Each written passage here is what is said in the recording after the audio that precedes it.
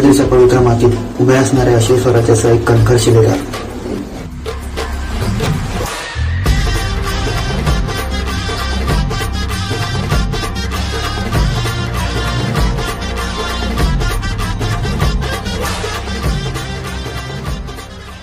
उत्तरेकडे सभोवताली असलेली भीमाशंकरची विस्तृत अशी डोंगररांग, दक्षिणेस असणाऱ्या कोलिंबा वसावडे घाटावर लक्ष ठेवण्याचे एक केंद्रस्थान. तसे शिवकाळातील शस्त्रागार, कातळात कोरलेल्या पायऱ्या, गुफेतील नक्षीकाम, नरसाळ्याच्या आकारातील बांधकाम अशा स्थापत्यशैलीचे एक उत्तम उदाहरण असणारा.